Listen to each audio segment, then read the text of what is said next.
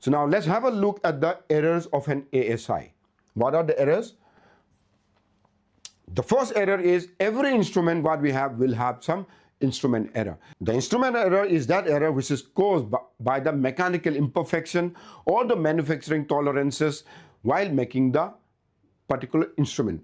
This can be determined during the test flight and find out in the wide speed range, and the correction can be given for this particular error.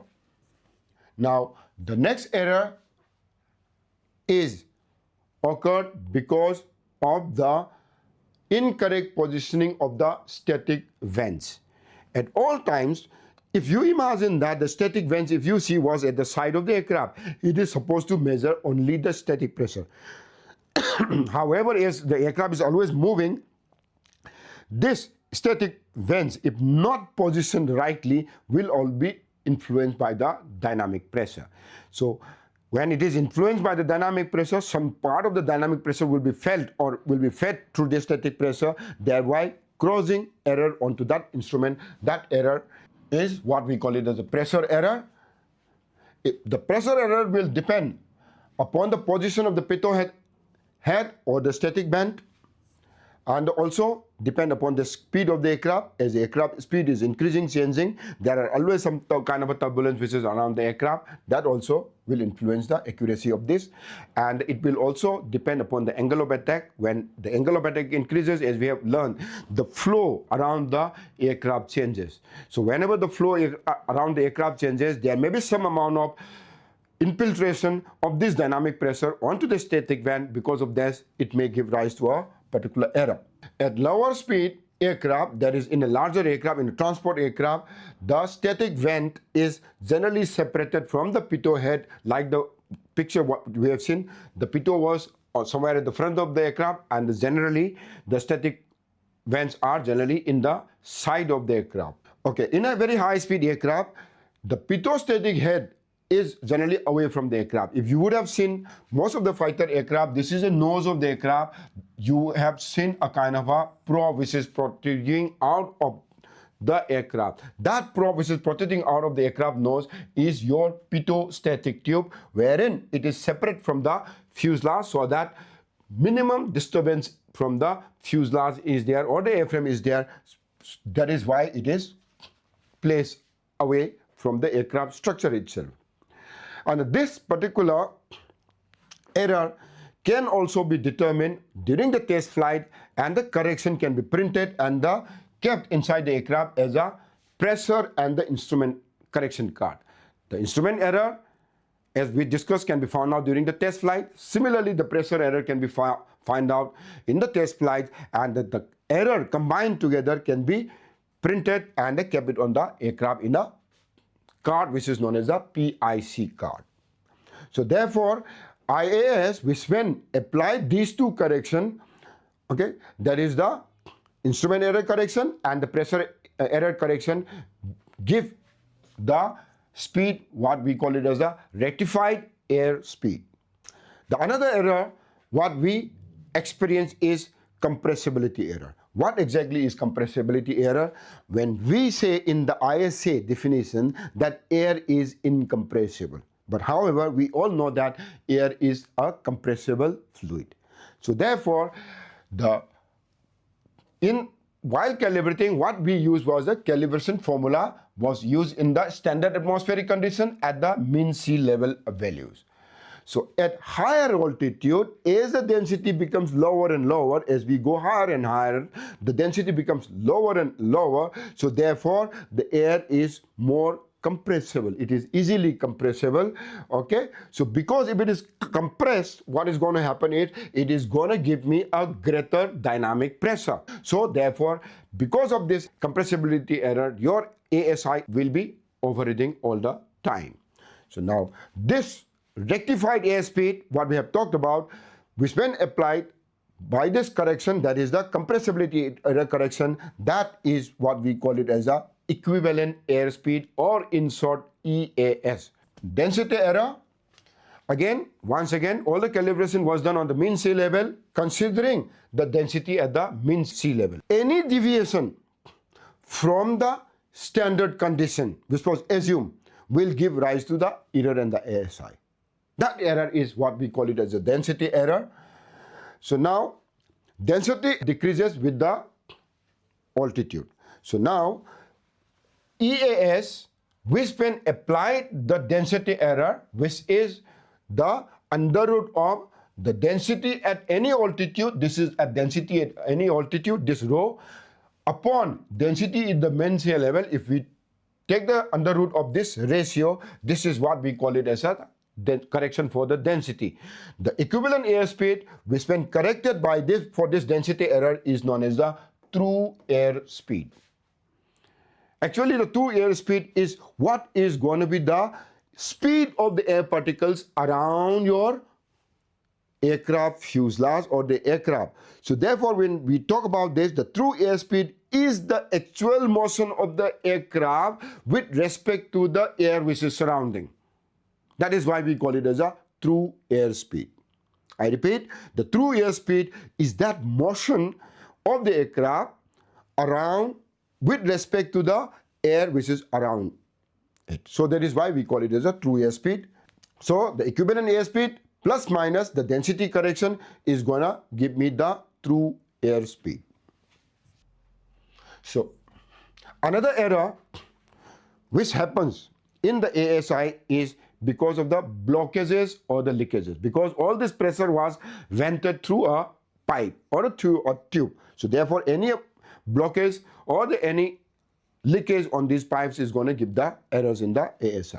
So we will talk about the blockages first. And if the pitot is blocked, what is going to happen? It is not going to sense the variation in the dynamic pressure. Let's take an example that this aircraft was already flying at 100 knots. Because of icing, the pitot is blocked. This particular air which was there inside was trapped when I was flying at 100 knots. So therefore, it will show that 100 knots irrespective of the where the aircraft is accelerating or retarding, basically because there is no further changes in the pitot pressure which has been fade. So as long as you are flying at the same level, the aircraft speed will be frozen at 100 knots. So therefore, if in a level flight, there will be no change in the speed irrespective of whether you are accelerating or retarding. So now with this same condition, if you start climbing, the aircraft was indicating 100 knots, okay, when it was blocked, at that point, let us assume that the aircraft was climbing. From this point onward, the pitot pressure which is being fed is being trapped. As the aircraft climbs, the static pressure is going to reduce as the atmospheric density is reducing there. So the pitot, which was dynamic pressure, is, remember, is equal to pitot minus static. This pitot is constant now because my pitot is blocked. As the aircraft climbing, this portion of static which is subtracting from this pitot is going to be reducing gradually. So therefore, whatever the speed it was indicated in that example, I was saying that it was indicating 100 knots. So if I am subtracting lesser and lesser static, what is going to happen? This dynamic pressure is going to be slowly increasing. So in a climb, if the pitot is blocked, the instrument will overread. Similarly, if the aircraft is on a descent, the static pressure is going to increase steadily as the atmosphere becomes denser and denser. So if the static pressure which is being subtracted out of that constant pitot is increasing slowly, so what will happen? The dynamic pressure will drop. So therefore, on a descent, the ASI will underrate. So let us assume that now the static is blocked. If the static is blocked, it is gonna subtract a constant amount of static from that formula once again. Dynamic pressure is equal to pitot minus the static. Okay, now if the static is blocked during the climb, from the same formula, dynamic pressure is equal to pitot minus the static pressure. The static pressure which is there inside the aircraft was trapped now because it is blocked. What is happening to the outside the aircraft? The static pressure is reducing outside the aircraft. So it is supposed to be subtracting a reduced amount of static because the atmospheric pressure is reducing. So therefore, it is supposed to subtract a lesser amount of static, but however it is subtracting a higher amount of static because the static was blocked at the lower level. So therefore your airspeed indicator will underread. The opposite happened during the descent. During the descent, what is same formula? Dynamic is equal to pitot minus static. This static is now blocked. As you descend down, the static pressure is supposed to increase and the higher amount of static pressure is to be subtracted from pitot pressure, but however you are subtracting lesser amount of static. So therefore the dynamic pressure which is being there is going to be indicating higher. So during the descent, the ASI will overread in case the static is blocked. If there is any leak, as you can see in this particular balloon, that if I am supposed to blow, it is expanding. If I am blowing like this, half is leaked. It is not giving that amount of dynamic pressure. So therefore it always underreads if it is leaking on the pitot.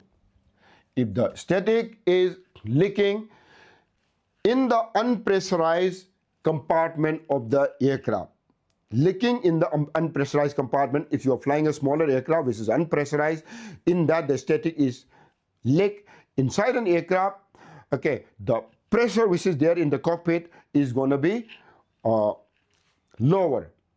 As you feel on a car, if you start opening the window of the car and start driving, the air is being sucked out of the car inside. The pressure inside the car is going to be slightly lesser than the pressure outside the car. Similar thing will happen on the aircraft. In the cockpit, the pressure is going to be lesser when the inside the cockpit, if it is open cockpit, unpressurized cockpit. So therefore I was supposed to be subtracting dynamic is equal to pitot minus static, because it is leaking at the unpressurized compartment.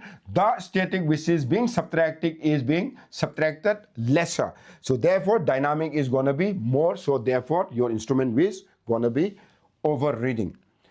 If it is leaked at the pressurized compartment, what is going to happen? Inside the pressurized compartment, the pressure of the inside the compartment is much higher than the pressure outside the atmosphere. So now in the same formula, okay, P minus static, I am subtracting more of a static, so I am going to be having a lesser amount of dynamic pressure. So therefore my instrument will underread.